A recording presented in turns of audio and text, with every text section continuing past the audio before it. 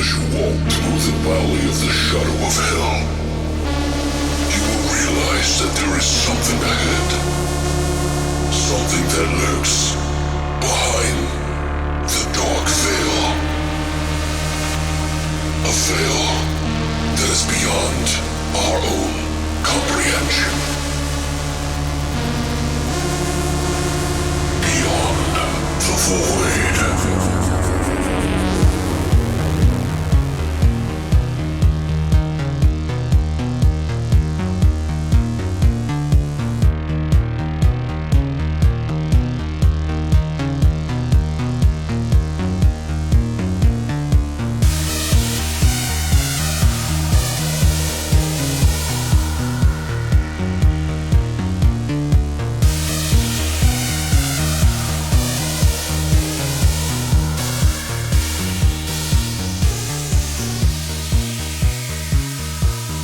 What's up, guys, and welcome back to Beyond the Void Horror Podcast. That's right, it's episode 141 this week, and we're going to be doing some Alex de la Iglesia's films. Some that are kind of leaning towards horror, some that are I would consider horror, but they're mostly humorous films for the most part. And I think they're appealing to horror fans. One of them I would say is more, which we're doing The Day of the Beast and The Last Circus, which Brittany decided that she wanted to do this week. I haven't done a review on this for many years. At least I was like, did I do it for BTV? I couldn't remember if you did or not. Yeah, because I always think of this like you did. as like my real podcast or whatever, but I did do a podcast with Nick Bonaventura from the Starship years ago, and we did Pontypool, we did The Last Circus, Attack the Block, and we were going to do New Year's Evil for that, and yeah, so it's been like literally 7-8 years since I've reviewed it, but I did buy it on Blu-ray like probably shortly after. It was like right before I moved in here, actually. Oh, crazy. So, but yeah, guys, we're jumping into these fucking movies. One of them I have never seen, The Day of the Beast, so it's going to be all brand new for both of us on that one. Brittany's seen The Last Circus, and so have I. It's just a nice treat for us. So, but how have you been? How's things going? Things are good. Yeah? You know, I'm fine. Dude, I have been fine. like fucking just like legitimately working from the moment I wake up until the moment I go to sleep. Like every day for like the past couple of weeks, except for one day I got 10 hours of fucking sleep. Dope.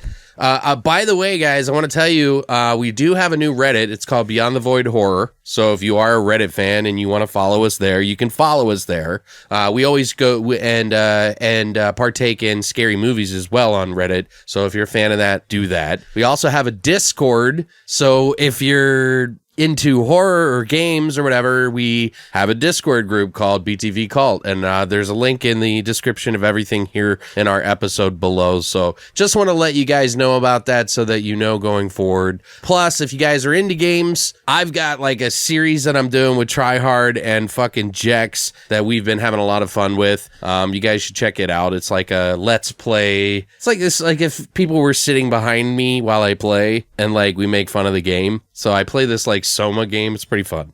So I wanted to let you guys know, if you're not following our YouTube, you should definitely do it because there's going to be a lot of stuff being added to it. So yeah, be a friend. Don't be a dick, be a dude. I need it, please, God. I'll suck your dick. Speaking of dicks, there's a lot in these movies. God. I loved it. God, it was amazing. I didn't. I did not love it. Did you do anything cool this week, though? Did you have any fun, or? I had a lot. Yeah? Yeah. Like, literally, my 3-day weekend was... busy as fuck? Yeah. Yeah. Anything you could talk about? Xander's birthday. Oh, so okay, we went yeah. for drinks for Xander's birthday. That was cool. And then we went to the witching hour thing after that. Nice. Saturday... we did stuff during the... oh, yeah, I recorded.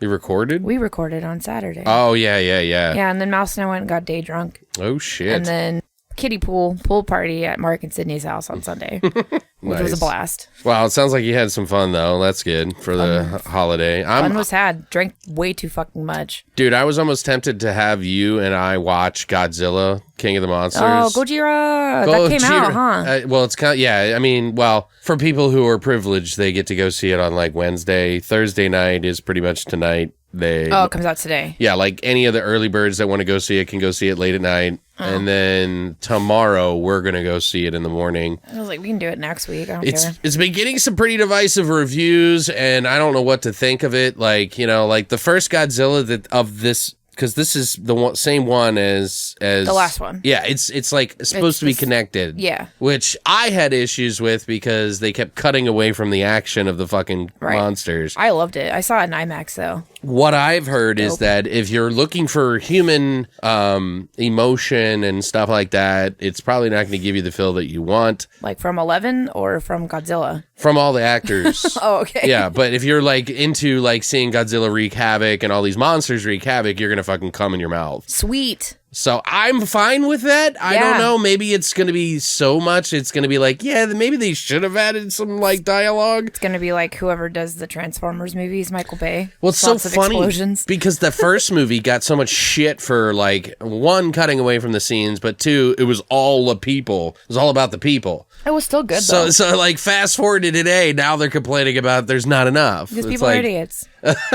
I don't know. I haven't seen it yet. Sorry, but people are fucking stupid. I can't say. I don't know, but we'll find out. I mean, everyone's dumb. Well, there's no news this week today, guys, so we're going to go ahead and skip over that, which it seems like we do every week now, but I was kind of planning on it, but I figured we'd have a lot to say about these movies. So I think it might be that time. What time is it? Horrorshots!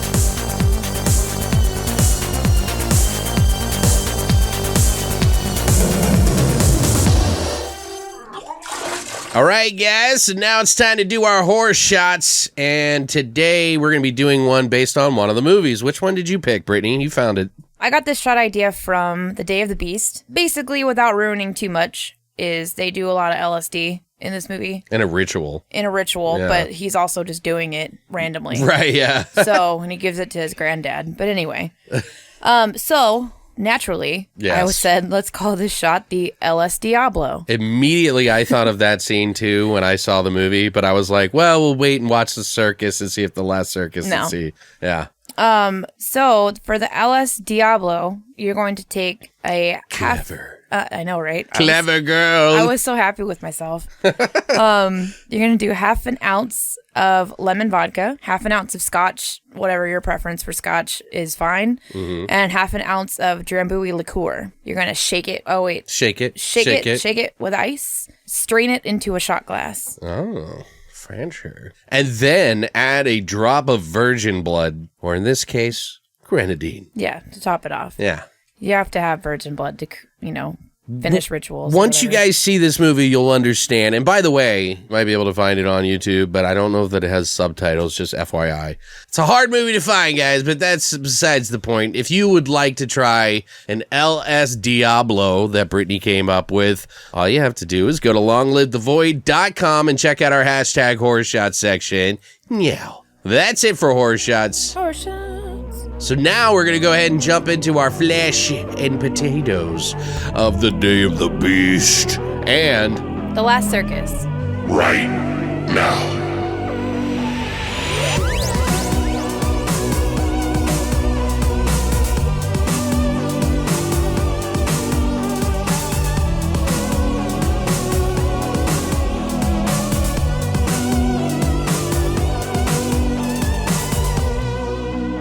All right, guys, we're back. So get your fucking caps on for your brains to get blown out by this fucking amazing story that we're actually going to be telling you about.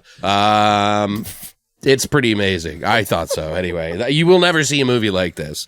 But we're going to kick it off in chronological order of the movies that came out. So we're going to start with the one I did, which is The Day of the Beast, also known as El Dia de la Bestia. It came out in 1995, and the story a Catholic priest teams up with a black metal aficionado, an Italian connoisseur of the occult, rather charlatan, to avert the birth of the beast, and with it, the end of the world. Dun, dun, dun. Now, since these movies were both directed and written, partially at least in this one, by Alex de la Iglesia, we probably won't need to cover it again for the other one. I wasn't going to. And you may have to do the cast, but whatever. Yeah. But Alex de la Iglesia has done many different movies. He's done a lot of strange ones. I personally prefer the ones that he's done, that he's written and directed and been a part of. He's done Action Mutante, Witching and Bitching, The Oxford Murders, which is really weird. I didn't realize that he did that movie. Yeah, I saw that a long time ago. Yeah, I was like, what the fuck? And he also did, of course, The Last Circus, which Brittany's going to be doing. The screenplay for this also was by Jorge Guerra. Wow. Tried there, guys. Please give me credit. He's also written for Action Mutante, The End, Witching and Bitching, Eye for an Eye, pretty much everything Alex de la Iglesia has ever done, except for The Last Circus, of course. That was actually written just by him, right? Yes. Okay. Some of the stars in this movie, I'm just going to pick the top three, because it's pretty much the priest, the metalhead, and the fucking charlatan. Alex Angulo, his father, Cura. He is in the movie Pan's Labyrinth, Action Mutante, The Backwoods, and many other films that I've never even heard of. He's in Pan's Labyrinth? Yeah. Also, this movie stars Armando de Raza. He plays Cavan, the charlatan. He was in this pretty cool, funny kind of crime action movie that's coming out here in 2019. It's called Dolce Roma, which looks like a pretty fun comedy to me. He's also in Olé and Pronto. It also stars Santiago Segura, who is Jose Maria, the metalhead, who has actually directed quite a bit of movies, and he's done a series that he also starred in called Torrente. Looks like a kind of a silly, fun, balding dude fighting action or something comedy. I don't know. It's funny. It's like a Spanish Jack Black. There's like 5 parts to it. And Jesus. Honestly, like after seeing his role in this, I just love him. Yeah, he's fun. But he's also in Action Mutante. He's in Blade 2 as one of the Russian vampires. That's in right. In the very beginning. That's right. Yeah. Okay. I was like, oh, that's who Connection. it is. Yeah. Literally the light bulb. It's like he's very, like his look is very unique. Yeah. He's also in Beyond Reanimator, the 3rd Reanimator movie. He's in Hellboy 1 and 2. He's also in The Last Circus. Who the fuck is he in Hellboy? I knew you were going to ask that. He's the train conductor or the train driver or something. That's what they said in the first one anyway. No. It's been a while. Gonna have to pay attention to that now. He was also in The Last Circus as Javier's dad. He was also in Witching and Bitching. So he's been in a lot of the movies. Pretty popular actor in Spain. So obviously Guillermo del Toro probably saw those movies and was in love with them too, just like us. So this movie was on a budget of $1.5 million, and it was made in Italy and primarily in Madrid, Spain. So Brittany, what are your motherfucking thoughts on this motherfucking film? Right fucking now. Just kidding. I really like this a lot more than I anticipated liking it. Yeah. So when I read the synopsis of it or whatever, I was like, I'm intrigued. Anytime anyone mentions like a black metal aficionado or fan or whatever that's like helping a Catholic priest or some shit, I'm like, cool. Sign me up. Is some sort of horror comedy. It's definitely like in that vein. So I know Right. it's going to be dark humor, and I fucking love dark humor. Horror comedies are my jam. So I like shit that is serious and weird and fucked up, but also can make me laugh. Right. Whether it's intentional or not, but usually it's better when it's intentional. Because that means it's probably still a good movie. Yeah. Anyway, one of the things that like I kept thinking of is, in a way, this is almost like if the Three Stooges tried to kill the Antichrist. Yes. Is what it reminds me of so much. And I was like, this is fucking crazy, because you've got this like bumbling priest slash theologist or whatever, who, if you don't pay a lot of like really close attention to the like reading the subtitle unless you speak Spanish, you don't need to. But if you don't pay a lot, like really close attention to the first like 30 seconds of the movie, it's going to completely escape you as to why he's doing the things he's doing in the first 5 minutes. But he's still kind of like bumbly and stupid. He does a lot of stupid things and like I think he's fumbles just like through stuff. Right. Well, you're talking about the priest? The priest. Yeah. Yeah. And then like... That's because he's never lived outside of the church. Right. Yeah. And then you've got Jose Marie, who's like, you know, on acid the entire time, LSD, whatever the fuck. He's just basically constantly on drugs. Jose Maria, Maria, yeah. And he's just like this metalhead that runs a record shop and does nothing else with his life.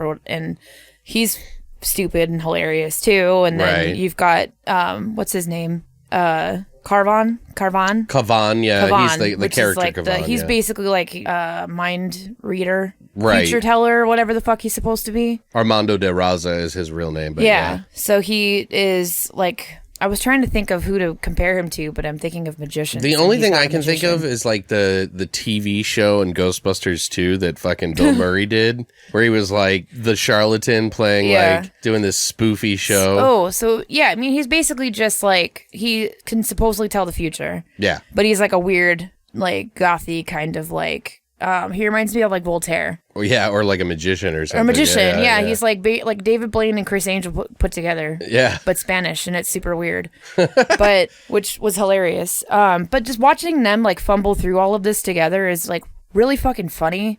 And it's also really serious. There's a lot of really dark tones in this movie too, which I liked and I appreciated because it kind of takes you back out of the fact that it is a dark comedy, but it's still something serious. Like they're trying to not have the world fucking be taken over by Satan, right? Right. And they have to find the Antichrist and they have to solve all these different like riddles and puzzles and shit to try and figure it out. And I don't know, watching them stumble through it is pretty cool. The only thing I was kind of frustrated with was the end because it got a little confusing. Yeah, it did. For me, yeah. I was like, well, what the fuck is going on? Kind of explains itself. Like, I'm not going to get into that right now. We'll talk about that a little bit later. But it kind of explains itself in a way and almost like brings it back into making sense. But it gets real muddy. I think what it is that for so much work that they put into finding him, it really wasn't that big of a payoff. Exactly. Yeah. And that's how I felt about it. I was just like, cool. Okay, that's it. Right, yeah. You know, and I don't know. It was a little frustrating, but then I ended up ultimately I loved how it completely like finalized ended. Sure. Which I thought was great. Yeah, it was very like yeah. It was funny. Yeah. It was smart and I really enjoyed it. But it's yeah, how like, the reality really would be like. Yeah.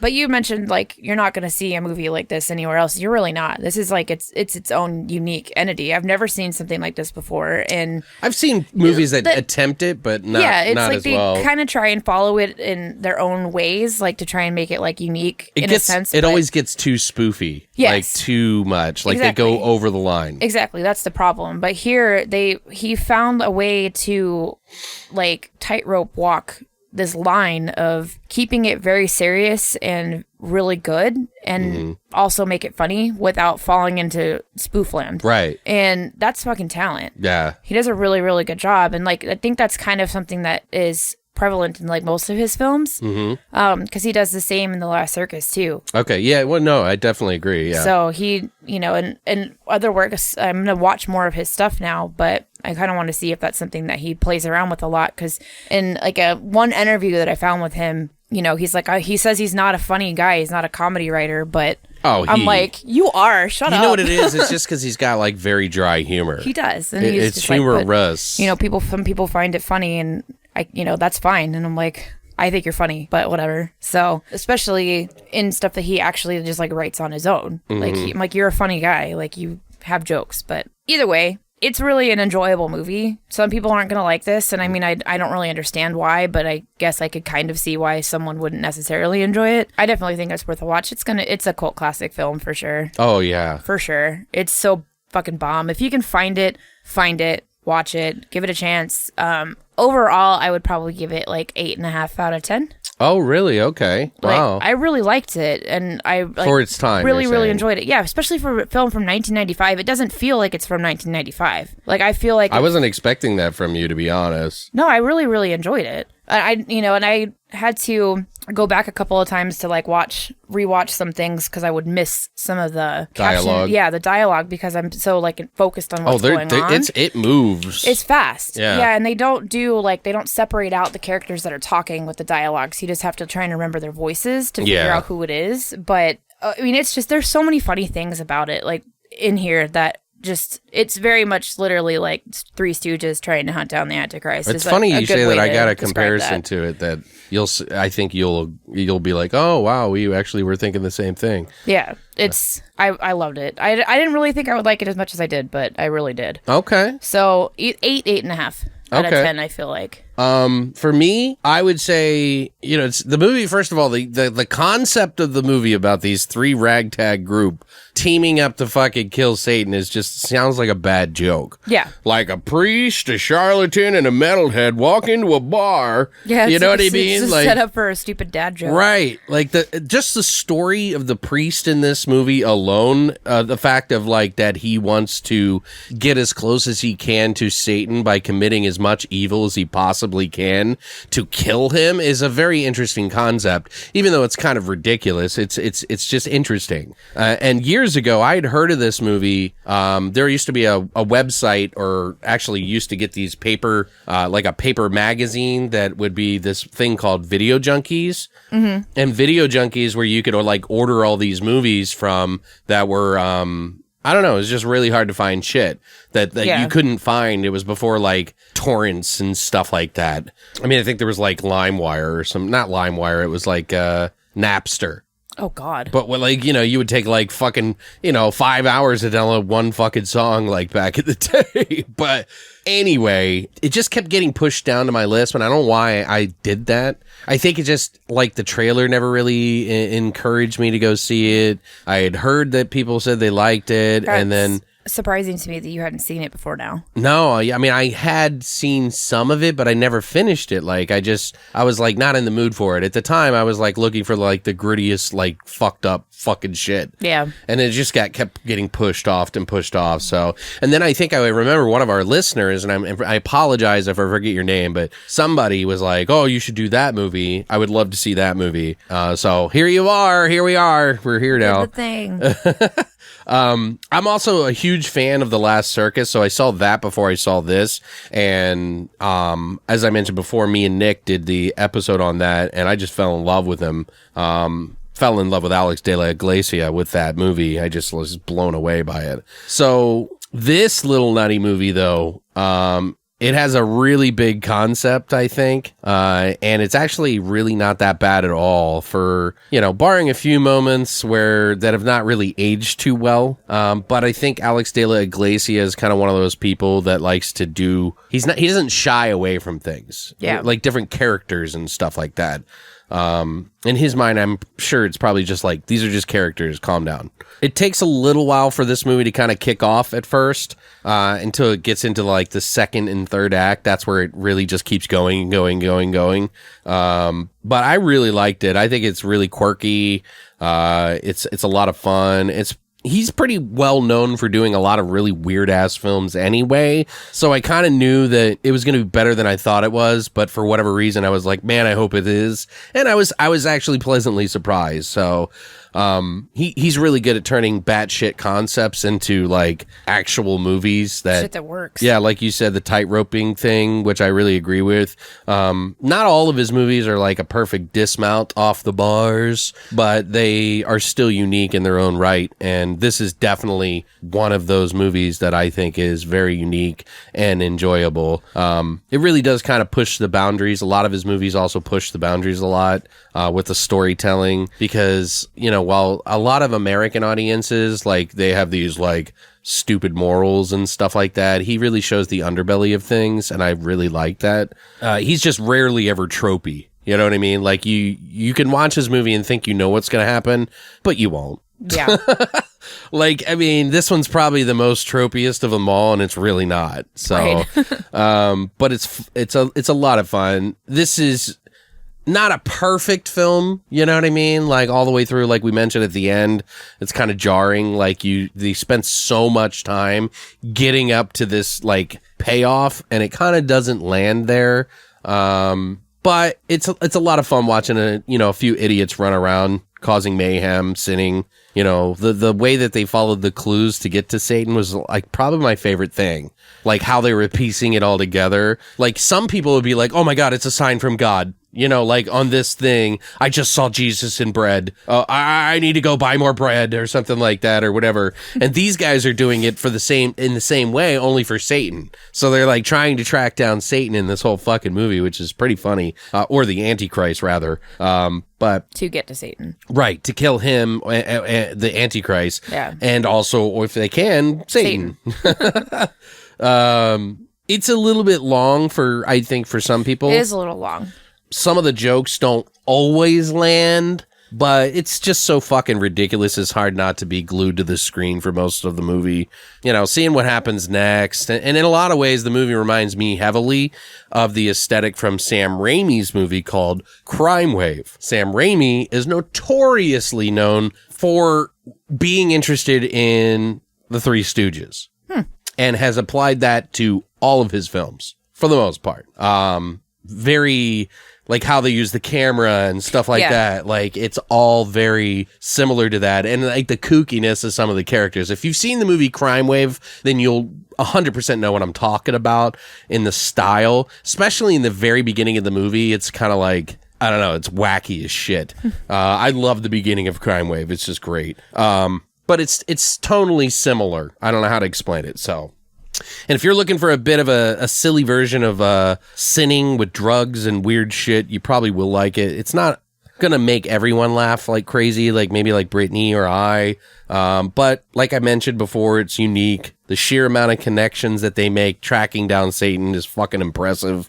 Yeah. So I would say that for me, it's like a 7, maybe a 6.5 for me overall. Like I would definitely watch this again, and I will, if they put it out on Blu-ray, I'll buy it instantaneously. So, but yeah, that's pretty much all I have to say about that. So I think you guys would enjoy it, though. I think it's silly, kind of I don't want to say tongue in cheek. It's dry humor. Yeah, it's dry, dark humor. Right. And I agree with most of the stuff you said. Like, I love the camaraderie between all the characters, like the main three. Yeah, I like how it builds. More specifically, probably the metalhead and the priest the most. But there's like a lot of really cool gem moments in this movie, and it kind of makes you root for evil. It totally does. And it's kind of cool because it's like, I don't know. Yeah, sin more so you can find, like, you can figure it out. Right.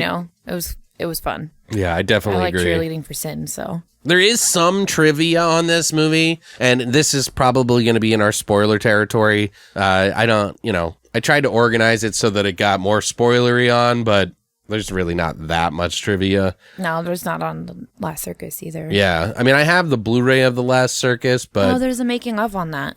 Yeah. I wanted to watch. I couldn't find it. Yeah, I've been recording nonstop. I didn't watch the making of it. Figured. Yeah, whatever. But Alex de la Iglesia said that the story was an image that he had of just like a regular harmless guy doing horrible things. And I'm sure that just led right into, well, who's the most innocent of them all? Well, a priest, right?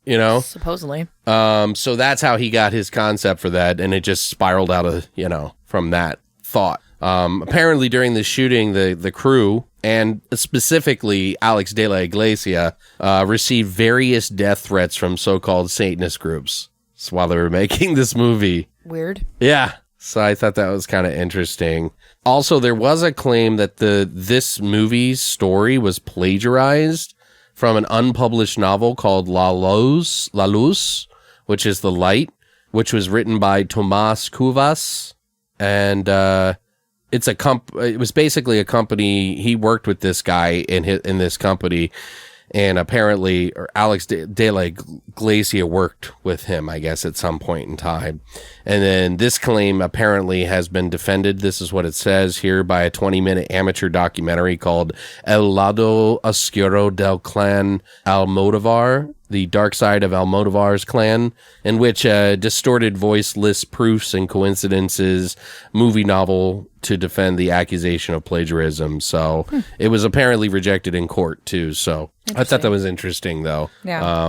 Also, I was like, how the fuck would he get a hold of it if it's not published? And then you're like, oh, he worked. He could have worked. Yeah, he could have easily overheard him, told him, and it just like sometimes you don't even realize where you're pulling this shit from when you're creating it. So it's like you know, so easy to do. Right? Like I don't think it's plagiarism. Yeah, he might have borrowed a few concepts without knowingly doing and it. Just rolled with it. Yeah. Also, apparently, Santiago Segura, who plays the metalhead guy, he says that he doesn't even like heavy metal at all. Boo! But my God, does he look like one? It's great. He's like the most convincing, one of the most convincing actors I've ever seen put into 90s even. Yeah, like 90s. He's so good, and it fits so well, and that's something that they fucking get wrong a lot. Dude, I love him so much in this movie. He's the best. He's like my favorite. He's like a death metal Jack Black. Really it's good. Fucking hilarious. Just the two of them together just bounce off each other so well. So. Yeah, their relationship is really interesting. Funny enough, really one of the biggest tidbits I found on this that I looked up, it was on IMDb, but it said that the movie's moderate success in the U.S., Alex de la Iglesia sold the rights to this movie to make an American remake, which I kept thinking the whole time. I was like, oh man, this should be remade. And come to find out, it actually would have been remade, and Alex de la Iglesia would have gotten a bigger budget to do this again, only for an American remake, but he was offered the director's chair for Alien Resurrection. Because for those of you who know the Alien franchise about the Resurrection, there was a lot of directors like up in the air, and I think it was the City of the Lost Children guy who ended up I was like, it wasn't him getting the part. But yeah, a lot of people got upset about it because they were like, what the fuck? But yeah, Jean-Pierre Jeunet actually ended up directing it, and I don't even know that he did the entire thing. I don't think so. Because I always get so confused on that, because I know that the beginning of the movie, it was like a completely different tone.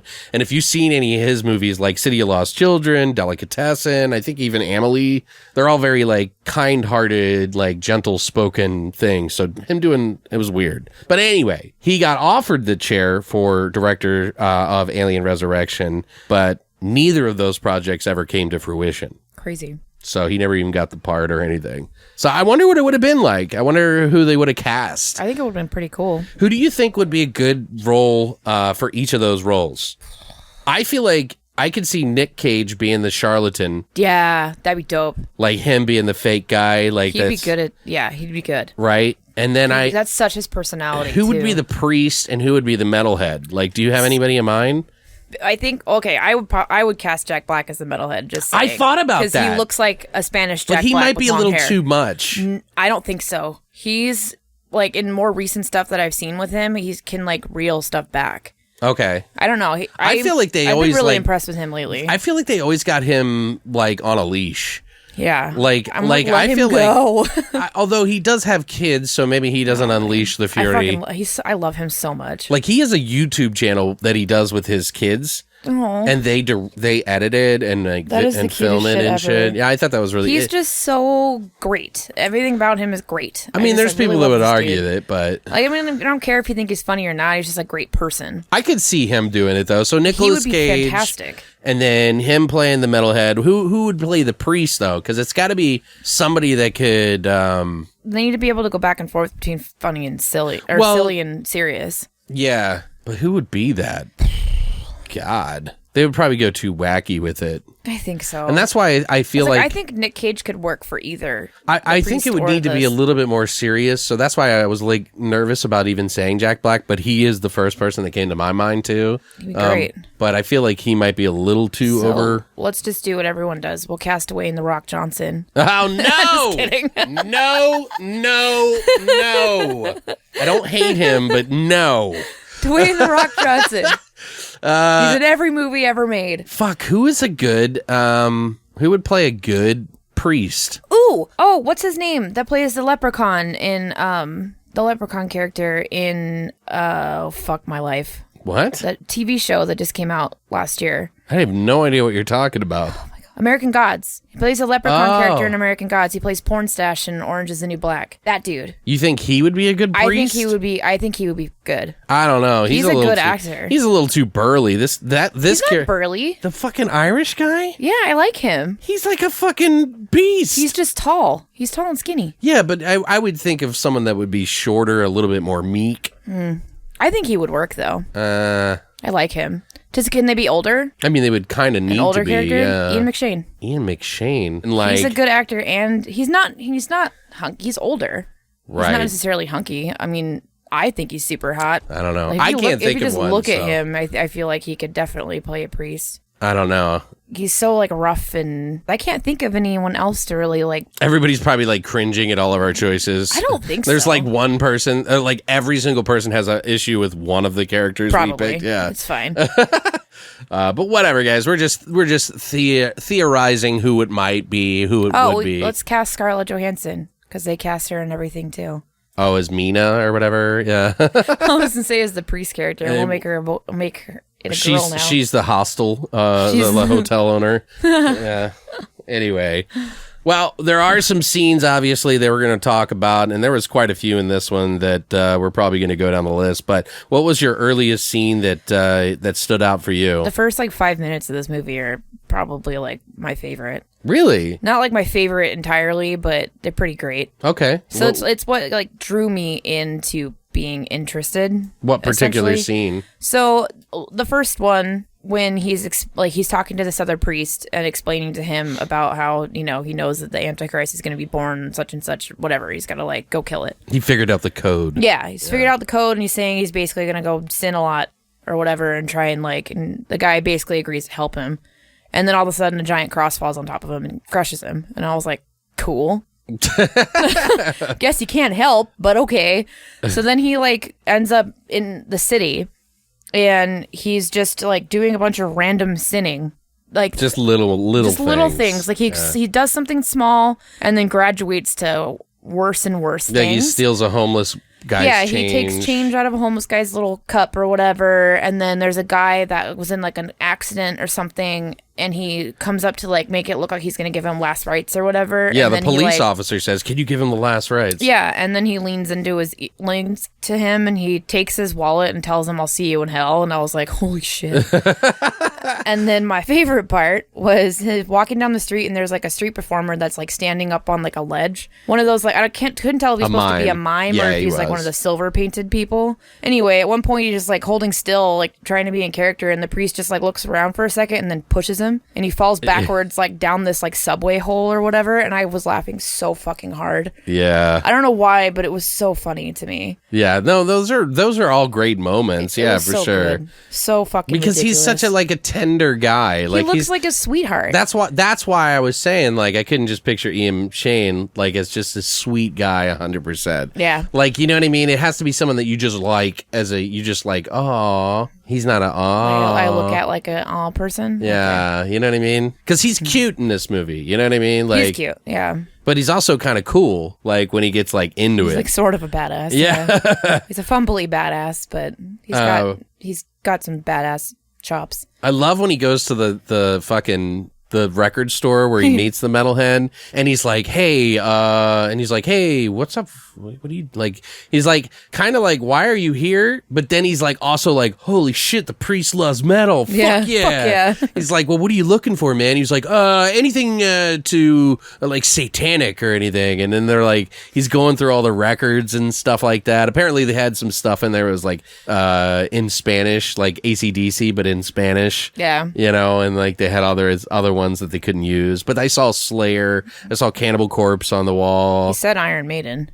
Yeah, he did say Iron Yeah. Maiden. He was like, ooh, heavy, man. Heavy. Yeah, he said heavy in response to everything. That was like his cool.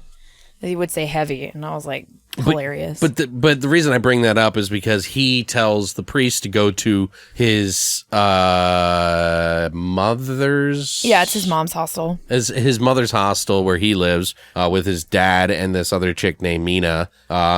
And they basically run a hostel there. It's his granddad. Yeah. Is it his granddad? Yes. Well, no, because that's the thing. He in says granddad. Spain, they say, or in the translations, they always say granddad, even in the Last Circus, but it is their father. Oh, okay. Whatever. So his father was the naked dude with the dick. Yeah. It's always like a little dick, too. yeah, You know? I loved his character, even though he did nothing. Yeah. I was like, I like this guy. He kind of reminded me of that guy from One Flew Over the Cuckoo's Nest. Yeah. The fucking, the silent native guy. Yeah. You know? Yeah, I know what you mean. But anyway, they go back to the place. They give him the priest a place, and Mina's kind of smitten by him a little bit, the priest, for some reason, because she's like a virgin. You find that out later, but the priest in the morning sits down to talk to Jose, who's sitting at the table eating food, and like his mother, who owns the hostel, she goes up to the priest and she's like talking to him in front of Jose, and he's like, "Oh, that's nice, but I'm trying to talk to Jose," and she just elbows him in the face, like her son in the face, and he falls back like it's nothing. And then Jose's father walks in with a robe on and no pants. I was like, "What the He's just fuck?" naked underneath the open robe. I was like, ew. Right. And then so Jose's like, he proceeds to feed him a dose of acid. He's like, to jazz him up. Yeah. You know? This just jazzes him up a bit. And I was like, a bit? All right. He's like, and then he offers the priest one and then takes one himself. And the priest asks him to help basically evoke the devil. That whole scene was like really cool for me. I like that. Yeah. Do you have anything else or? I like when they succeed essentially in kidnapping Kavan. Right. Like that whole thing. And then him accidentally chasing the girl and she falls down the stairs, like his girlfriend, because they were going to use her blood for the ritual or whatever. Right. But she's not a virgin. But she's not a virgin. Yeah. But then she's basically like almost dead. That whole thing was really fun too. That scene's really interesting. And I love when he's carving the pentacle into the ground with his knife. And he uses that later, like to convince him to talk to him on the phone. He's like, "Tell him I'm the guy who fucked up his floor." Yeah, that was pretty funny. And I think it's like, he says, you wrote it in your book or whatever, like to do that. And he's like, "This book's all bullshit." Like, yeah, he just admits it's all crap. I just sell it to try to because you idiots buy it, basically. Basically, yeah. But the funny thing is, like right before that all happened, though, where before they do the rituals and all that, there's that scene where Kavan, the charlatan magician guy, he's like going to the store.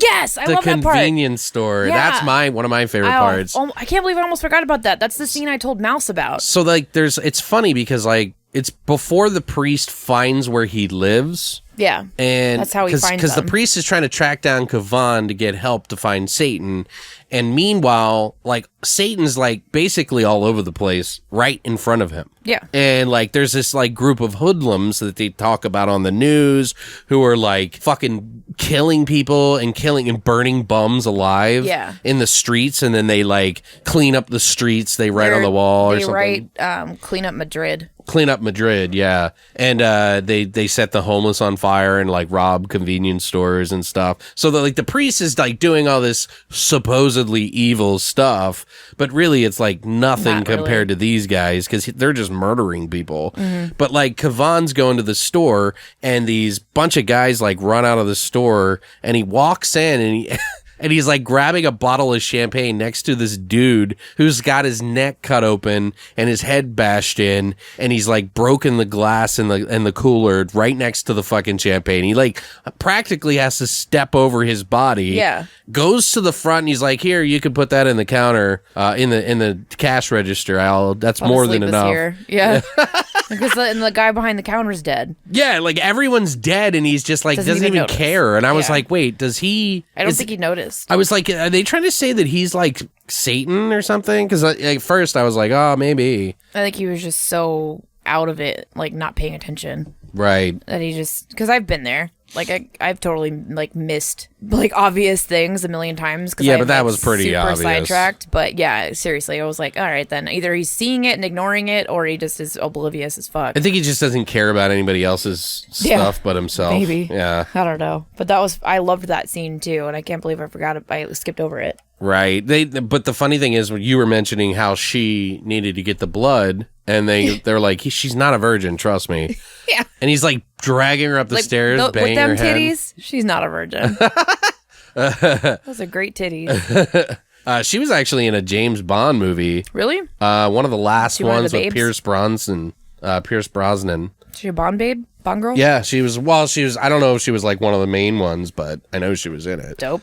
But there was that scene where he had to go to get the blood from Mina? From Mina. That whole fucking scene was fucking kind of fucked up. Yeah, it was a big weird clusterfuck. It was like the sweetest way to like knock out somebody. They tried to make it seem sexual, but it wasn't sexual. Not at all. And she thought it was sexual because he asked her if she's a virgin, and then he like drags her into his room, but then the hostile lady sees it and she pulls out a shotgun. That was dope. That was fucking awesome. That whole scenario right there. Oh, it was so good. And it's funny because she talks about when she's like yelling at Mina for letting him in when the priest first got there. Right. She says something about if one of these people like tries to come in, I'm going to shoot their balls off with the shotgun or some shit. Right. And she goes off on this whole tangent about it, which is really funny. And then it like essentially it comes to that moment where she can actually do it.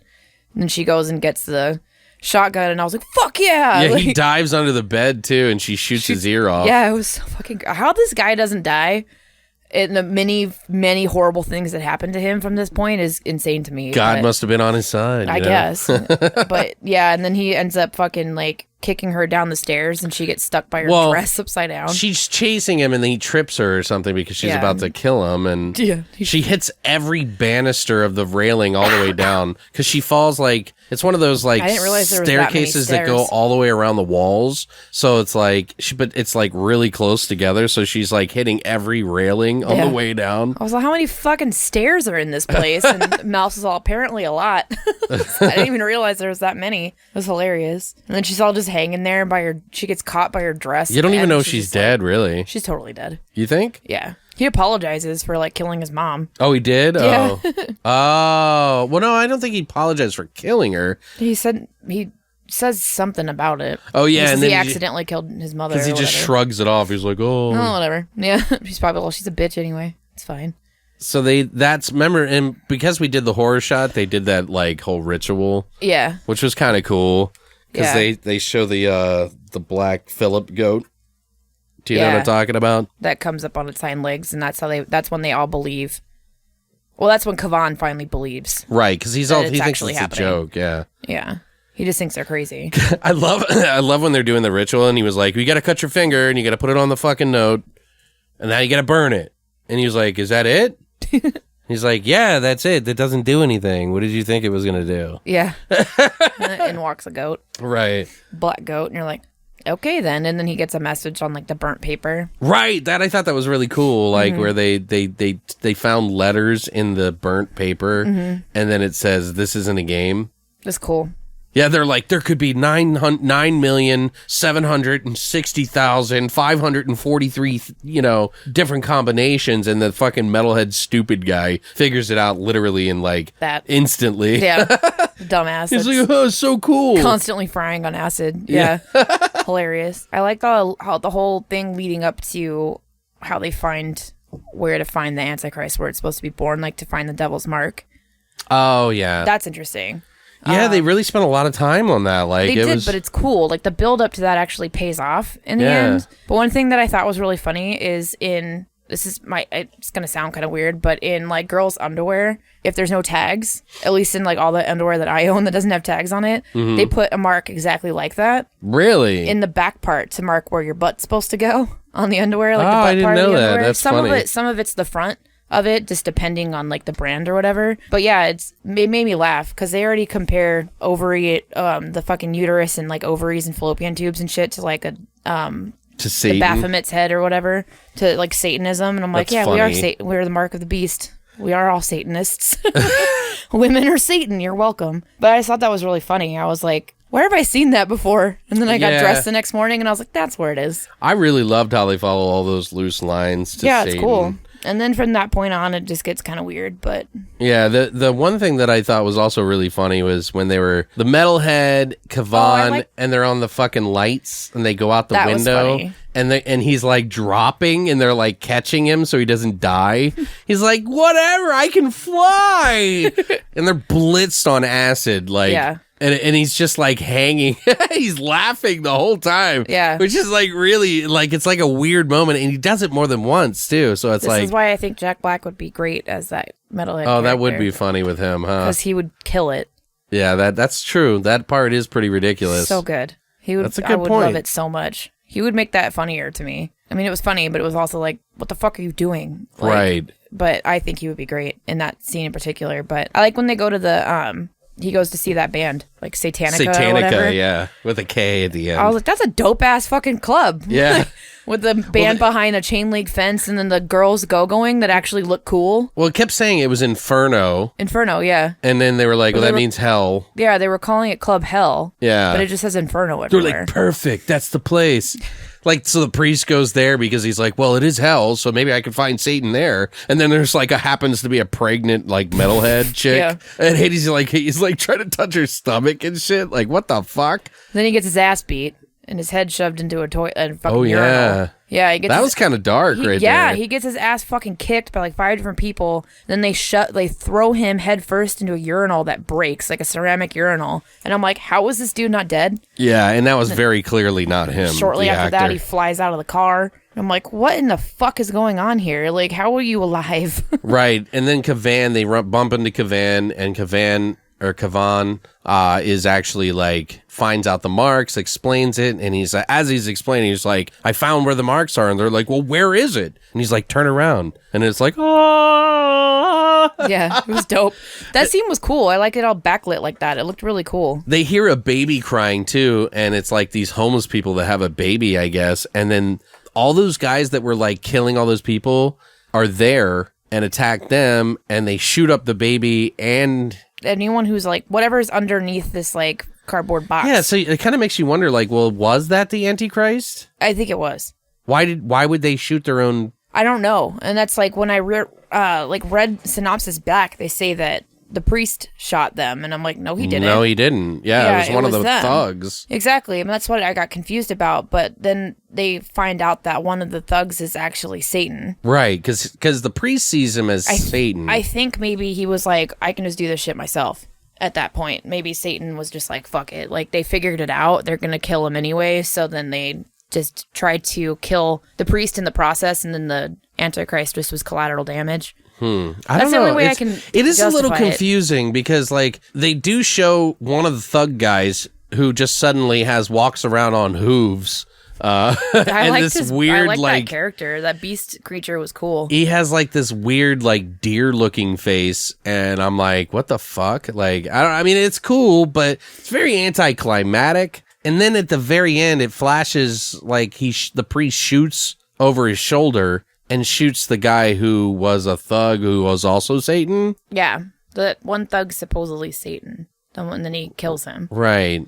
And it makes no sense. And then the movie ends and you see this look-alike to Kavan on the TV who is now taking over Kavan's show. And Kavan was like on fire and he put him out because they like poured that shit all over Yeah, him they to were gonna burn light him. him on fire too. Yeah. Which they had that moment which was pretty funny. It was like, hey, can you predict what's going to happen next? Yeah, He bet was you I like, can. Yeah, you're going to be on fire. I was like, oh shit. But why don't you explain the end? What you So liked? after you see the guy that's like the new Kavan or whatever on TV, and then it just flashes to the priest and Kavan, the actual characters, like sitting on a park bench. Right. And they're Burnt Kavan and burnt, like half of his face is all burnt up, and but the makeup on that was actually pretty cool. I yeah, thought he it's looked pretty really badass. it's further in the future. Yeah, it's a couple years later. They've apparently disappeared and nobody knows where they are. Yeah, and they're like, they look like they're homeless people, like, because I'm pretty sure they are. And they're basically just like, yeah, so we saved the world. That's cool. And then they just like walk off into the sunset together. And I was like, okay. Yeah. Well, Kavan Cool. says, he's like, man, we fucking saved the world for all these people. They don't even know. And they don't even know, and we can't even tell anybody. Mm-hmm. He's like, and they're like, he's like, yeah, whatever. Let's go find a spot to sleep. Yeah, that's how it works. Oh, that's what he says. Yeah. Did he say that's how I think it it was works? something like that. Yeah. He was like, but yeah, no, it's just a quaint little ending was there. cute. It's cute. But yeah, I definitely liked it. The metalhead guy dies. He gets thrown off a building. Oh, that's right. That was sad. They don't show his death, but They don't, but you know he he's gonna does die. it to save the priest. So in a Yeah. way, It's a sacrifice. he became a good guy. Yeah. he redeemed himself in the end. Right. His redemption. He's gonna go to heaven now. But yeah, man, I'm pretty happy about seeing that movie. Yeah, I loved it. I hope they do a real legit copy that we can watch, but I don't know how well it would sell, and I wonder if Criterion Collection would do it, or Probably. you know what I mean? I don't know why not. I don't know. They're running out of stuff to like do, so it's like might as well. I don't know. We've seen sillier movies than that, like Hausu, the Japanese one. Yeah. But we do have another movie that we're going to be talking about by Alex de la Iglesia. And Brittany, why don't you kick it off? The next movie we're going to talk about is called The Last Circus, which came out in 2010, and I can't remember the Spanish title. It's something about Ballad of a Sad Trumpet. Ballada Triste de Trompeta. Which is Ballad of a Sad Trumpet. Yeah. Which is a running theme throughout the middle to end of this movie. Yeah, there's like little parts in the movie that kind of touch on those, It's about a young trapeze artist that must decide between her lust for Sergio, the happy clown, or her affections for Javier, the sad clown, both of whom are deeply disturbed. See, now that I have a problem with that because it really isn't even about her. It is about her. It's about Javier. It's about those two guys. Yeah, it's mostly about Javier and then Sergio. This love triangle. Right. Yeah. So, whatever. I was like, that's fine, and I didn't feel like writing my own synopsis-y caption for it, so I was like, this is cool. It was both directed and written by Alex de la Iglesia. It stars Carlos Areces, who plays Javier, the sad clown. He was in Game of Werewolves, Ghost Graduation, Witching and Bitching, and The Bastard's Fig Tree. Mm-hmm. It also has Antonio de la Torre, who plays Sergio, the happy clown. He was in Cannibal, The Realm, Neon Flesh, and Marshland. They all have all the actors that I'm going to be talking about have a lot of credits, a lot of Spanish television credits, and just like Spanish movie credits in general. They all have pretty long lists of shit that they've done, but I just kind of picked random shit. That's fine. Also has Carolina Bang, who plays Natalia. She's in Skins, the web therapy TV series, and also Witching and Bitching. Manuel Talife, who plays Ramiro, who's in The Day of the Beast, 800 Bullets, and The Queen of Spain, among a bunch of other things. And Alejandro Tejarias, who plays, I just like his name, Motorista Fantasma, or Ghost Rider. He was in Rendezvous, The Birthday Made in China TV series, and last but not least, Sancho Gracia, who plays Colonel Salcedo, who was in The Crime of Padre Amaro, Inferno, and House of a Thousand Dolls. And a metric fuck ton of other movies, because his credit list is very long. This had an estimated budget of 7,000 euros, or 7 million euros, which is a lot. Yeah, it is a lot, actually, yeah. Opening weekend in Spain. But they did a lot with it, to be honest. They really did. Opening weekend in Spain, it only brought in about 647-ish thousand euros, which is crazy. And this was from December of 2010. Well, he's pretty much like but it was a limited release film. Cult kind of guy. Yeah. Opening weekend in the United States in August of 2011 to a limited release, it only brought about $4,800. That's pretty good, actually. I was like, So gross United States as of November 2011 is $40,000. I'm sure. Well, yeah, but I'm sure. If it did that's like half as much as they did in Spain. Right. So yeah, that's interesting. But yeah, overall, I felt like it was pretty good because this was definitely a very limited released film. Right. So it's considered an independent, technically, which is crazy because that's a lot of fucking money. Right. For a budget, but I don't know. What did you think about this overall? Oh, man. Well, this is not my first time seeing it, obviously, as I've mentioned before. Something that I didn't get to mention in the first movie that I want to wait to talk about in this particular film is I really admire Alex de la Iglesia, that he and his writing and his direction isn't black or white. And I mean that in not some sort of racial way. I just mean like it's not two choices. Like his writing isn't just two choices. His writing of the characters specifically is very in depth. He goes a lot of places and focuses on that middle ground with the characters which I don't think is always so clear. Like some people in modern society need it to be these days. Like, you know what I mean? Like, some people are like good or bad. You know, there is no in between. You're either good or bad. And with his characters, they're so deep and there's so many dimensions to the characters that it's hard not to like them because you instantly see their flaws and they're good and they're bad. You know what I mean?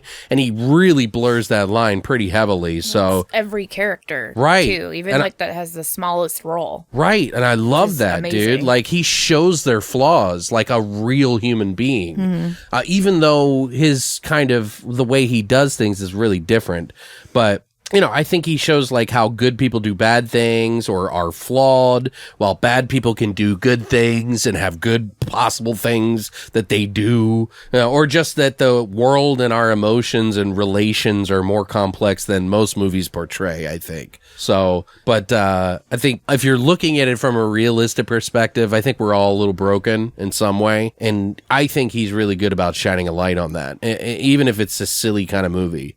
So, but to like a regular viewer, someone that's like a casual viewer of movies that doesn't really think about this, they might even think it's like exploitative garbage, you know, like some of the scenes in these movies, like, oh, they just did that for shock or whatever. But I don't think so. Like, I think he really just gets off on like how fucked up and broken we all are. Right. And he points it out. And I just love that. I know I've kind of re-mentioned it, but I like that he doesn't shy away from these like social faux pas to show in movies. Because in America, it's all about that. You know what I mean? It's like perfection, this and that. And it's too hard to like have the subtle nuances of a character. And this one really does. Like, I don't know. It's just something about it. So, but I think a lot of actors and actresses are in the Day of the Beast as well. Like there's like pretty much every single one of them other than Kavan have been in this movie too. Like they all played parts. Like the police officer chief with the weird eye. He was in this movie. Yeah. The priest was in this movie. Dogs. Yeah. The guy who was the metalhead was the father of fucking Javier. So it was just nice to see them back. And obviously they work well with fucking. Yeah, he uses a lot of the same actors and actresses. Yeah, it tends to happen when you have a pretty close-knit group. And I don't blame him because I love them all. Yeah. So, but I like the idea of the sad clown and how it's like this fake world that we're supposed to be, you know, happy in, like the circus. But he shows that underbelly again of the circus and like how fucked up people are, not necessarily pointing at the circus and saying circuses are fucked up. He just happened to choose the circus as his set piece. Yeah. You know what I mean? Well, it's the perfect way to display comedy and tragedy. Right. And it's also like the movie is like all about like becoming yourself, falling in love, changing yourself for other people, trying to change other people and not being able to. And like, so it's like, it's a really, there's a lot going on. Yeah. It's heavy. Yeah, it is actually kind of heavy, but they do it in this, like, the most insane way possible. So, like, the whole story is just so interesting to watch. Even if it's just a mundane little idea, the way they go about it, you'll never see a movie like this. You know what I mean? Like, it's excellent. I love the circus theme in this, and I love that they did it in the old style, too, like the costumes. Very, very traditional very, style. Like 20s and 30s. Right, well, this is supposed to take place circus. in, like, the 70s. It's the 70s. Yeah, in Spain. So, be a little behind culturally. I think that was a good choice, though. I thought it was really awesome. Brilliant. Yeah. And, you know, the third act of this film definitely goes way off the rails, in the best way possible, though. Like, Yeah. It's a little spotty, like, in flow, I think, but you'll just be drawn to the movie anyway. Yeah. And for horror fans, if you guys are wondering if this is a horror fan, technically no, but there is enough weird shit in this movie that you will be like, okay, yeah, I can get on board with this. Yeah. Because there even is some gore too, surprisingly. Yeah, there's a lot of blood and gore in this. Not as much as you'd like, and there's dicks, you know. If you're into dicks, I guess. It's never the dicks I want to see. Yeah, everybody's into dicks. Come on. Everybody loves dicks. Dicks are great. I love mine. I love mine too. Yeah. One day it'll fall off. That's my mommy told me. No, I'm kidding. She didn't say Keep that. tugging on it. It's gonna fall off.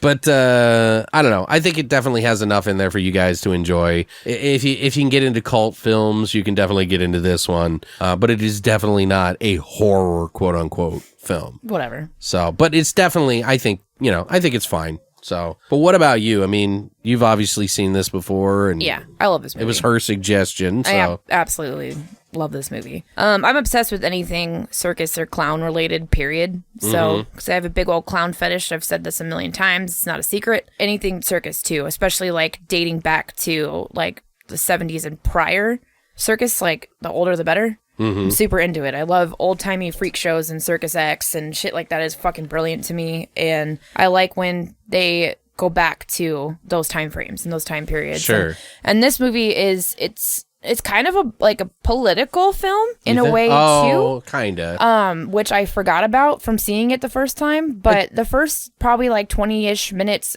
to lead up into Javier becoming the sad clown, you know, it's very... It's war. It's the Spanish Civil War. And then we finally like progress forward into the 70s, which is now Javier's an adult, and like, but we have to get the backstory on why he becomes who he becomes. So it's completely necessary. Like his whole life is built on pain. So, right. Yeah. And it's interesting because that's what his father says to him is basically like, you can't be a happy clown. You've never had a childhood. Your whole life is death. Yeah. And tragedy and sadness. This is what you're supposed to be. Yeah. You're meant to be a sad clown if you're going to be a clown. Like, you have to do that. And, you know, so you need to see that build up. It's really good. The first, it's just brilliant. There's so many good choices that are made in this movie with who he chose to play, which characters are played. The costuming and the wardrobe is fucking fantastic. The makeup is amazing. Everything works together. Everything, it shouldn't. So much of it should not work. Like, it's just like you look at it on paper and it sounds fucking crazy and like this total mess. Like somebody just spilled an entire bottle of ink and was like, yeah, let's make a movie out of it. Right. You know, like and there's so many nice nuggets in this film, yeah, like moments. There really are. And it should not fucking work whatsoever. And it does, like, because it's just, this is what Alex de Iglesia is able to do. Right. You know, he can take bananas, batshit, bonkers ass fucking ideas, put them all together in a cauldron, circle it around a little bit, and then pop it in the oven, and this is what you get. It's an amazing fucking movie that pans out the way that it shouldn't. It's the characters, man, I'm telling you. It really is. How he spends the time with the characters. Yeah, he's so talented. The smallest fucking bit character that's on screen for 2 seconds, you feel like you know them. Like, they're all very relatable, and they play very well. And he writes everyone just so brilliantly, and it's all very fluid. I will say one thing though. There are a couple of moments in the film that I was like, it was a little breaking, in logic. Yeah. Just because I'm like, wait a second. But it's like all about friendships and sticking together and war and like pain and it kind of how I took this too, like where my brain went as far as the symbolisms between the happy clown and the sad clown, especially like towards the middle-ish of the movie, because it comes off of this whole Spanish Civil War like background. The characters can almost be one side of the war versus the other side of the war. 100%, yeah. And then Natalia is basically like everyone else, I guess, like in the middle that's stuck, you know what I mean? Trying to make like a choice between like good or evil. Right. Or whatever. But there's things that they really like about the evil, but there's things that they really like about the good, and it's maybe they're pointing out the fact that there's just war in every way. You can see war in anything. Yeah. Unless you were just willing to accept life for what it is, I guess. And then it all comes down to just a general like focus on how some people are just drawn to horrible things, and you can't change yourself in any way to get them to choose you over that. Like, it's just you shouldn't change yourself for somebody. You shouldn't change yourself for someone else. Yeah. Because most of the time it's not going to work out in your favor anyway, so don't fucking do it. And people are damaged and they like certain things that aren't good for them. Exactly. People are fucking fucked up. Yeah. And it's just the human condition, It's interesting to see how people are bred to be the way that they are, and like what turns them the way that they are, and like how Javier was able to maintain this like innocence for as long as he did. It's astonishing to me. I don't know. I love watching him break too. It's just he made so many smart choices in this fucking movie. I love it so much. Oh, it's probably one of his strongest films. It's so good. Yeah. I think that out of the ones that I've seen, this is definitely my favorite. But it's like you give him a big budget and he gets to write the shit and direct it. This is what you get. And holy fuck, man, Badass. that seems to be the thing nowadays, though, is that they want other people writing it. But I've noticed that when some of my favorite movies are people who wrote and directed those movies, you know what I mean? Not always, but you know, and this one's also dark humor, very dark comedy as well. There's a lot of really funny moments in there. Some of them you have to really pay attention to catch them, but there's a lot of just generally funny things that happen. A lot of really good visuals too. It's visually fucking stunning. Like how they colored this entire movie is so cool, and they go back and forth between like different views, and holy fuck, it's just astonishing to me. I don't know. Plus the way that they like he doesn't shy away from like anything, dude. No, he doesn't. Like he takes you there. Like there's so many moments where you're just like, ooh, this person's fucked up. Like, right. And I like the fact that he leans into it instead of backs off of it. And because it makes it because that's that the much story. More, exactly. It makes it that much more believable, and you're able to follow it that much more. I don't know. I loved it. Right. So I liked this movie. I appreciated it more now because I was actually really able to like consciously grasp everything that was going on from when I first saw this back in 2010. So 2011, whatever. But I still love it. I love it even more now. Yeah. I always recommend it to people because it's like they're. What would you give this a movie? This is a 9 out of 10 for me. Yeah, me too. I think I gave it like a 9 or honestly, yeah, it's definitely a 9 because I wouldn't want to watch this. I mean, I wouldn't mind watching this every year. Yeah, I could. But it's I don't know, it's nice to savor it and want it a little bit. Yeah, I agree. You know, because like it was kind of nice not having watched it since like 2010 or 11. Yeah, I'm probably like 8.5, 9, but I really do think it's a beautiful film, and it's dark and fucked up and like brutal as fuck sometimes, and like just like what the fuck? Yeah, like it's really, really, really fucking good. He's got a pretty good vision, and I think it's pretty cool. Yeah, I can't wait to see other stuff from him. I want more. I would taper your expectations after seeing Last Circus. Yeah, I think that's probably the highest caliber of his work. Yeah.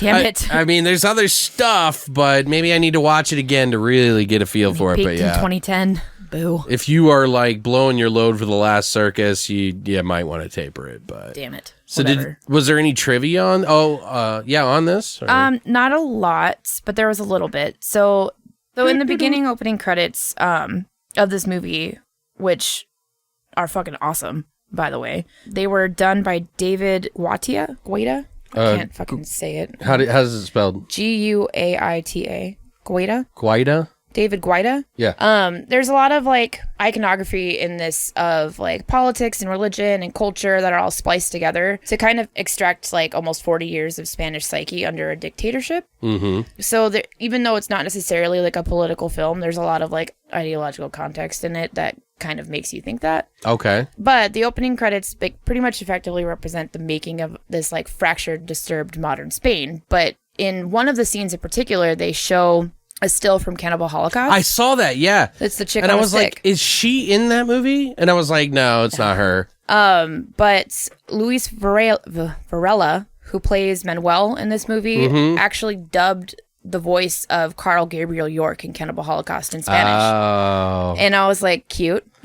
So that's why. That's the correlation. And I was like, what the fuck? Yeah, because I pointed that out to Christina. I was like, that was Cannibal Holocaust, and they show her. Right. Yeah. And that's part of like, part of the culture idea of what they were doing too, to like build this whole Pain like and suffering, psyche of Spain at the time, essentially, is what they were trying to build up to, which I thought was really cool. I don't remember the intro very much from the last time I saw it. I don't for whatever. Yeah, I didn't either. To be honest, that whole scene where he goes in. I didn't remember the beginning at all. And by the way, this is spoiler territory, guys, just so you know.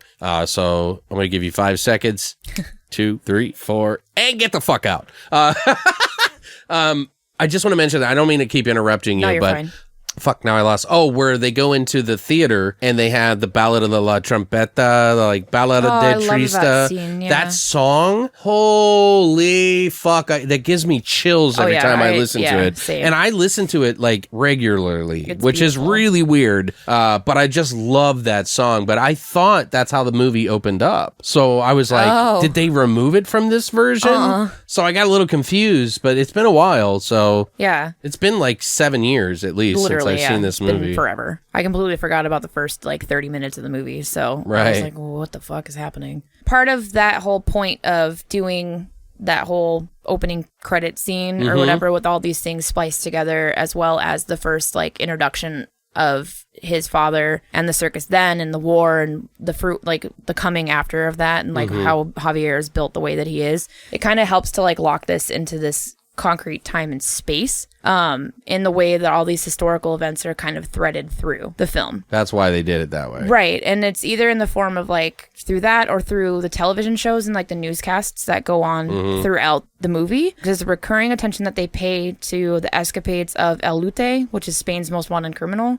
Okay. And then the actual interpretation of the narrative of the assassination of Carrero Blanco. Okay. So there's like actual like events that occurred in like Spanish history that are like kind of tapered in throughout this as well. And I saw stuff on the television too. Yeah, that's what I'm talking about. Yeah, like from the TV I reporters. When they went into the hospital, there was like this serial killer or whatever that they were talking about, or a murderer or whatever. But yeah, I don't know all the politics of Spain, so I'm sure there's like a lot of nods towards that. Yeah, yeah, it's crazy. So this is his first, Alex de Iglesias' first film, not co-written, Right. by Jorge.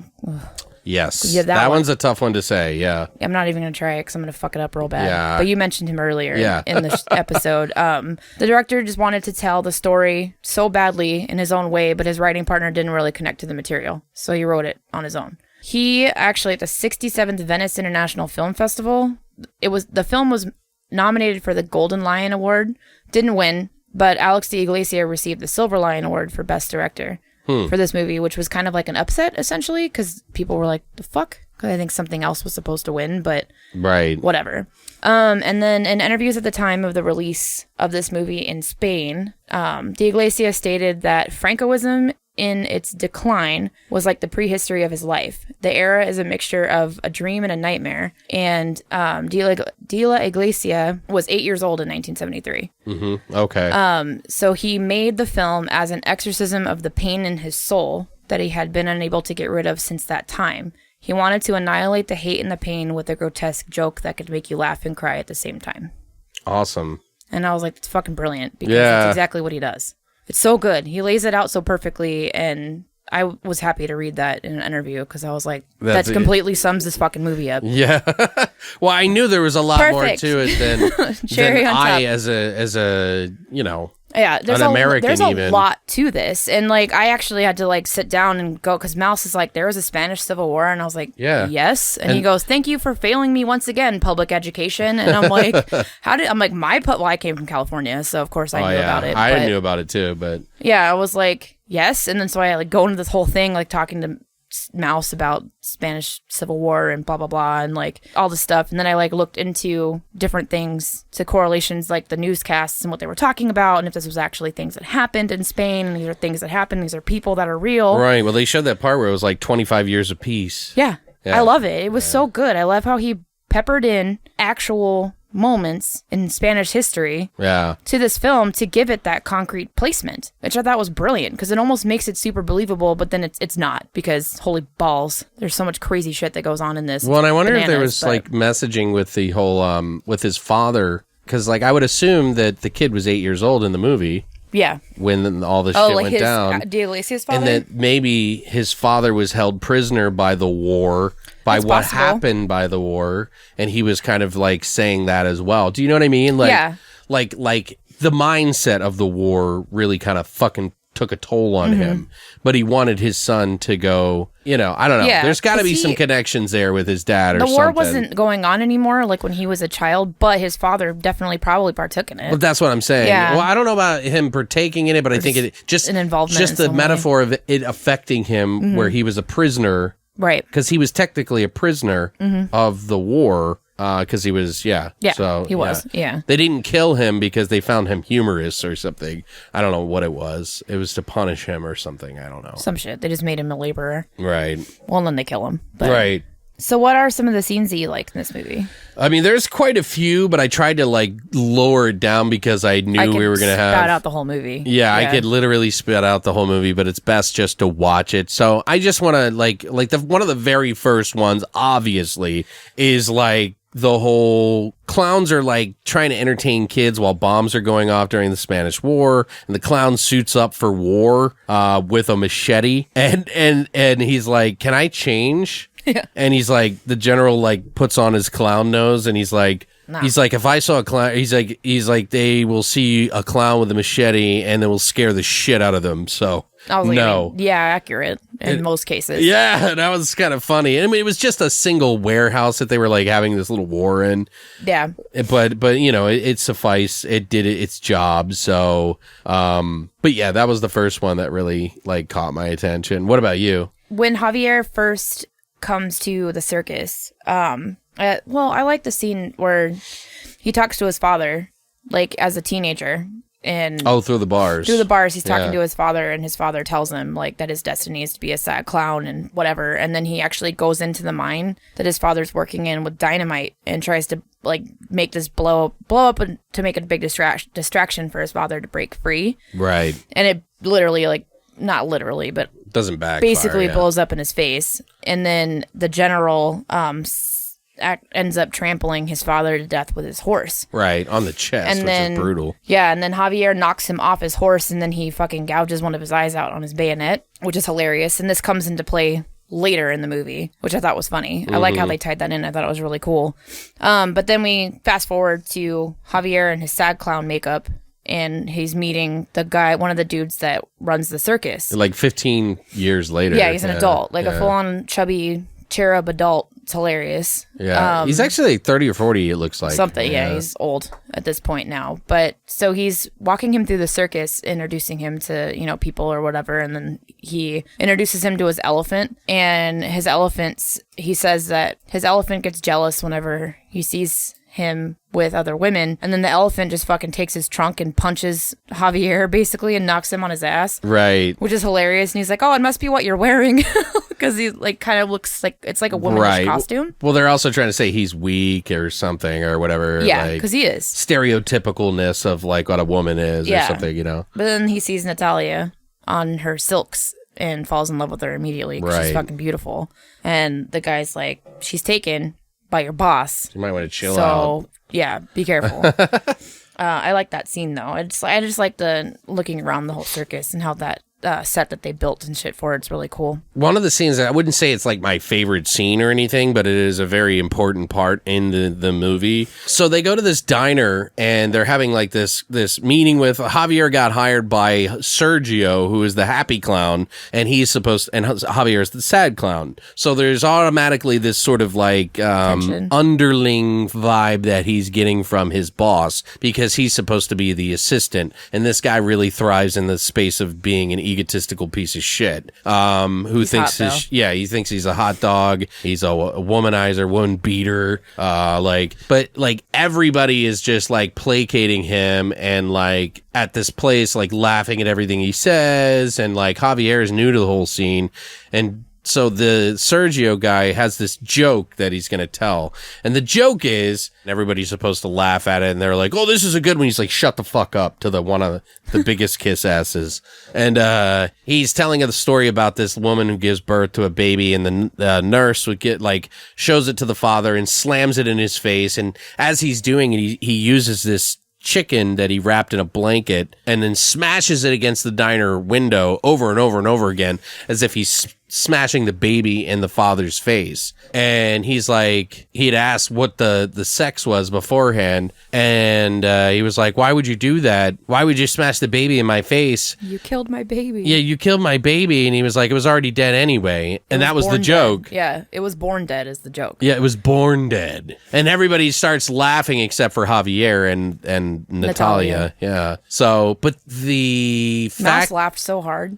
Did he? Yeah, he was laughing, and I'm all, "Why is that funny?" I didn't think it was funny either. No, I don't know what he... And I got a sick, fucked up humor. So did I, and I was like, "Why is that funny?" And Mouse was like, "I don't know, but it was... I can't explain why it was funny, but it was funny." And I was like, is it just like the fact that... he's smashing it's chicken so fucked up and this would never happen that makes it common? I don't understand. Yeah, I didn't get it either. But I was like, can you explain this to me? This is like, am I missing something from this joke? Like, I don't get it. But the thing I really liked about it is not necessarily even anything about the joke, but like what happens afterwards is the tension between Sergio Sergio, everyone there, Natalia, and fucking Javier. Because Javier knows that he's like, whoa, why? So what was the mother? I don't get it. Like, where was the mother, you know? And like, because clearly he's not the type of guy who's just going to laugh at something because he's not part of the group yet. So he doesn't know how the fucking rules work around this guy who's like a complete egomaniac.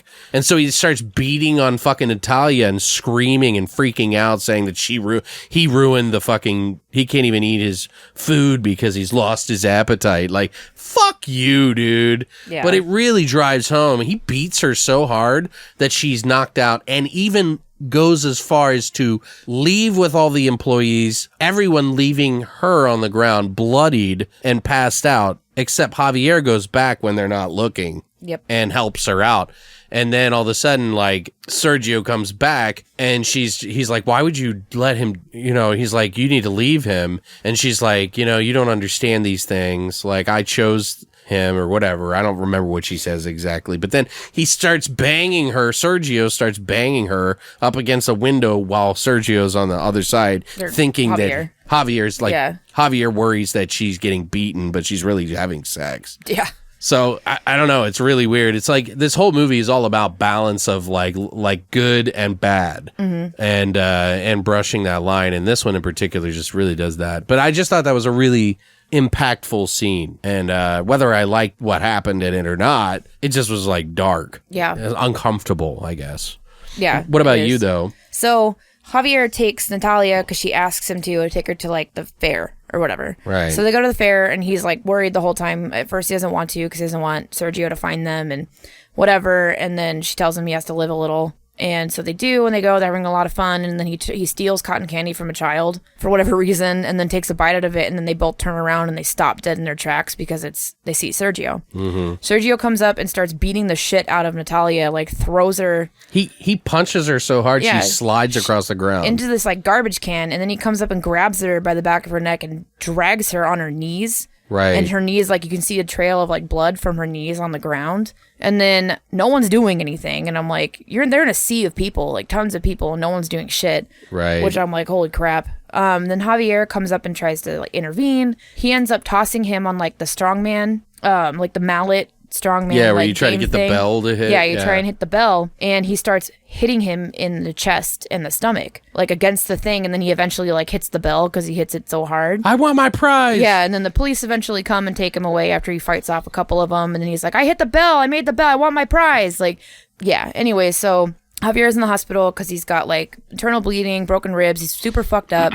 He has all these crazy dreams about Natalia and having to like save her or whatever, and then he breaks out of the hospital, which is hilarious. That whole scene is super funny. Like him like sneaking on the ground, like underneath the nurse's like station is so stupid, but I loved it. Yeah. He runs back in the rain, like, and everybody tries to stop him at works at the circus. They're like, what the stop? Like, you don't want to do that. Leave it alone. Leave it alone. Because they all know what's going on. Right. He breaks into the tent and Sergio is fucking Natalia. And all you see is like a shadow figure of it. Mm-hmm. And so he grabs a knife, grabs a hook. Yeah. Cuts through the tent screen and then hooks Sergio in the back, like under his arm. Right. Or whatever. And as he's like screaming in pain and shit, he ends up like knocking him on the ground and he beats the fucking shit out of him with a trumpet. Right. And it is so fucking badass. Natalia's just naked, screaming in the corner, getting covered in blood, and you just see like him bashing the fucking ever-living shit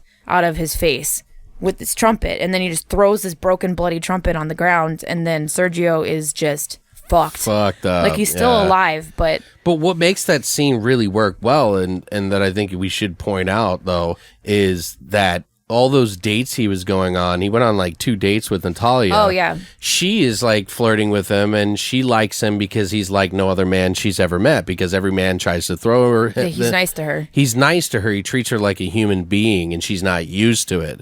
But she wants the best of both worlds. She wants the hot guy who has hot sex, and she wants the sweet guy who treats her like a human being and actually loves her. Mm-hmm. But she can't have both. So it's this weird back and forth of like being in between, but I think she's really not. I don't think he put her in to literally have a war against both both people. You know what I mean? It's not a story about two guys fighting over a girl, in my opinion. After hearing what you said, I think it's about how the dichotomy between pain and love and what we experience of happiness and sadness are all intertwined together. Right. And I think that's why that moment and then them going back and forth is the struggle you have with the pain in your past and the happy times that you have, the struggle with war and it's all about like peace. Happiness and tragedy that turns you into who you are. Right, yeah. And like you can go one or two ways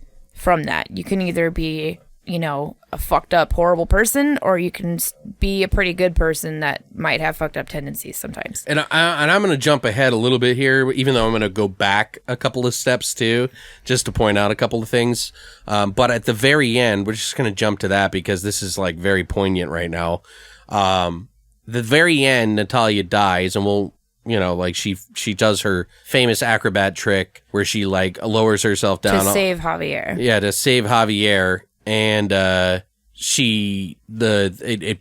falls too short and breaks her back. But at the very, very end, like they both get arrested, they both survive, and they both realize they're laughing and crying at the same time. They're crying so hard it looks like they're laughing. Right, like it's supposed to blur that line. So beautiful. Like that scene is so powerful. And just how they're covered in blood, they're all fucking fucked up, and this is after both of them are basically they're monsters. They made themselves into monsters. Sergio didn't necessarily have a choice. But what I got from it though is more about just the sadness and happiness are interconnected. Yeah, it's very much the same emotion. That is where they connect, and that was the moment they connect is when they lost. You know, they realized how similar they both were, even though they were vastly different. Happiness and sadness. Yeah. So it was cool. I love the end. And that they both are filled with pain. So yeah, it's like really weird. But I want to take it back a step just to point out some funny things. One of the things was the whole part where the happy clown, Sergio, the dickhead, the fucking woman beater and shit like that, he is like on top of an elephant and he's telling Javier, the sad clown, to throw this baby to him. And he's like, "You're too far away, though." He's like, "You're too far away. I can't reach you. I don't want to drop the baby." The elephant moved. And he's like threatening him because part of the reason is that early on when they went on the first date, he had overheard that they went somewhere together and he's pissed at the fucking sad clown, but he can't prove it. And he also doesn't want to show weakness. So he's taking it out on him and is purposely, intentionally trying to make Javier throw the baby so that he misses and has to live with the guilt of a dead baby on his hands. Like, that's how cold and callous he is. So Javier, like, throws the baby, and he doesn't even try to catch it. Like, the happy clown. And then the kiss-ass guy catches it. And I was like, oh, my God. Like, yeah, I know. Oh, my God, you're throwing a baby. I completely forgot about that scene. I did, too. That's a good scene, though. It was just like, you know, there's just some tension because they really play into he's like, it. "You harm a child, I'll fucking kill you." Yeah, I was his like, whole life Jesus. is kids and making kids happy. Like that's all he's about. Because in the beginning, when Javier meets Sergio, he says, "If I wasn't a clown, I'd be a murderer." Right. And I love that. It's so interesting. And then that's how Javier kind of wins him over because he says, "Me too." And I don't know. I thought it was really cool. But yeah, Sergio actually like really loves children, and that's like his whole point in life is to like cheer up children and make them laugh. And that's what keeps him sane, essentially. Right. Even though he's a horrible fucking person, he loves kids and would never harm one, which I thought was crazy. But I like after there's a point where Javier, after he beats the shit out of Sergio, like disappears off and lives in fucking like woods for a while and like this weird shack thing that has a it's like a cave. Yeah, with it's a hole kind in the of like top it's like got it. dirt over it. Yeah, and he just survives by like this animals that fall into it. And I think it was like a bunker for the Spanish War. I think it was a weird bunker thing. But this fucking like deer falls into it, and it's the most ridiculous fucking scene. But it was hilarious, and he eats it. And then later on, a fucking boar falls through it, and the boar's fine, and it chases him out. And that's when he eventually he starts running. The boar's attacking him, and then the boar gets shot, and this is where Salcedo, I think that was his name. Hang on.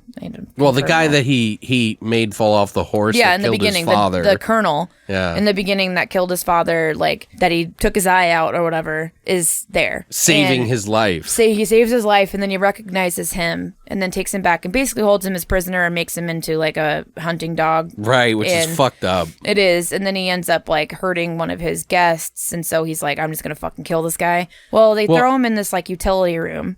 But before that, I want to mention something. I think part of the reason that they did that, making him that pet, is to say, hey, this is where you belong. Yeah. You know, like, hey, your life is supposed to suck. And that's why he gave in and bit the guy, you know, in the movie. Yeah. So, he's like, I'm not doing this anymore. Yeah, he's like, I'm going to be, this is where I'm supposed to be. I'm supposed to be treated like dirt. Which is funny because this guy's trying to tell him to not let him treat him like that. He's the only one that's being nice to him, and then he bites his him. hand. Yeah, I thought that was cool. I was like, huh. So while he's waiting for the colonel to come kill him, he is in this big weird room that has a whole bunch of stuff, like a bunch of Christmas decorations and like costumes and like random shit. So he finds this. It was some type of not hydrochloric acid, but whatever the fuck powder. I think it's like borax or something. Some type of like acidic-y to make his white face white. powder Yeah. that he finds, and he like mixes it up in water and then burns the shit out of his hands, throws it on his face, and it just burns his face but also turns it white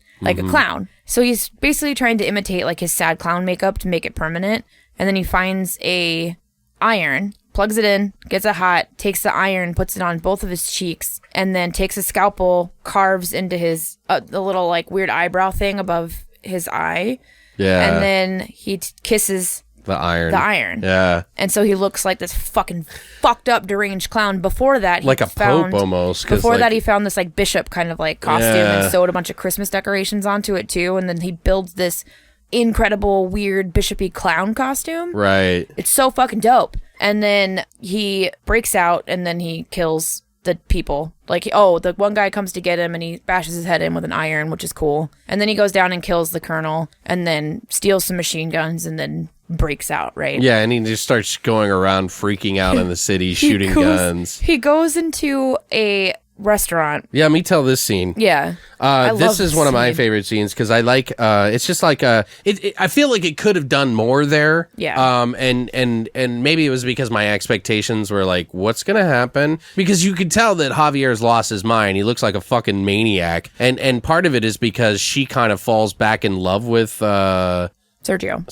Even though he's all fucked up. Right, but he's carrying these two Uzis, and he walks into this diner and shoots up the walls for no reason. And there's this little boy that comes out of the bathroom during this time, and this family had already left, and it was like, oh, you forgot Ricky or something like that. And then they go in, and Ricky comes out of the bathroom like, oh, it's a clown, it's supposed to be happy. They make kids happy.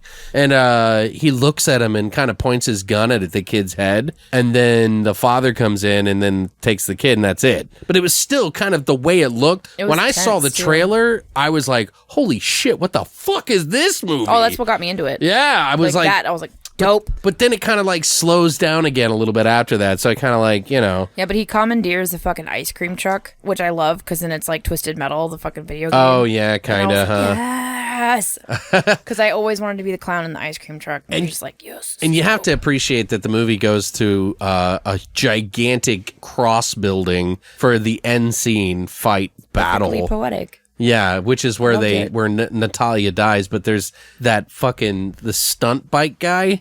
Oh shit. They have this whole scene that's really comedic. And it's like his whole I think it's almost like his way of showing like his failed efforts. Yeah. That he thought were going to change the world. You know what I mean? Like you have these aspirations and this stunt bike guy is always failing. Like he always just jumps and doesn't land, he crashes like every time throughout the whole film. Yeah, he slams into a wall. And then this one moment, he's like, I'm going to save them all. He's like, trust me, I got my new bike. I got new gasoline. This gasoline's my like, turbo's fixed. Yeah, my turbo bike. And he's like, it's finally going to happen. And this is going to be the moment. And he just slams into the side of the building. Blows up. I fucking loved that. I was like, what the fuck? That was great. And then they even like go as far to show his body like bouncing all over the place. Like, but then he's in like one solid pretty much fine looking piece at the end. Right, I was yeah. like, okay then. But he's not burned at all. That's fine. But for as ridiculous and weird as this movie is and things like that happen in the movie, it's like really like there's a high impact to this movie. It's not, I can guarantee you that both of these movies aren't for everybody. No. You know, like these don't just like, I'm not saying that you have to be smart to watch these. That's not what I'm saying. I'm just saying that you have to appreciate layers to a movie, you know, rich characters that don't make a lot of sense, but are just intriguing as fuck the whole fucking time. And then appreciate a little bit of weirdness going in, but there's definitely some symbolism in this. Maybe not as much as like fucking we were gonna do Santa Sangre. But yeah, do you have any finishing closing thoughts on these?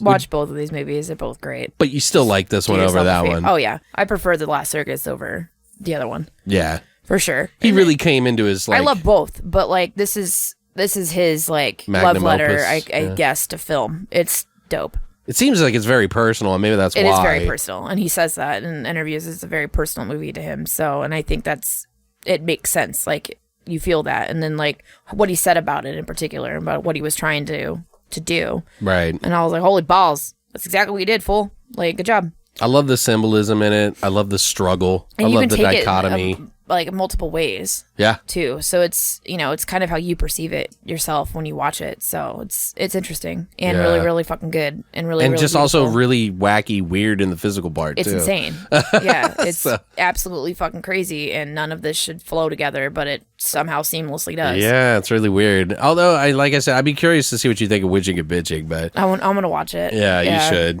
But yeah, guys, that's it for this week's episode. I hope you enjoyed both The Day of the Beast and, of course, The Last Circus. So, and we'll be doing more next week. Obviously, we'll have some either a couple of movies or we'll decide on something. We were thinking about doing Ma, but No. we're not like really moved by it. So maybe I'll save that for a video review. But we're really thankful that you guys stopped by. Please do give us a share with somebody that you think would enjoy this podcast. We really do appreciate you guys coming by each week. And as always, Stay weird, monsters.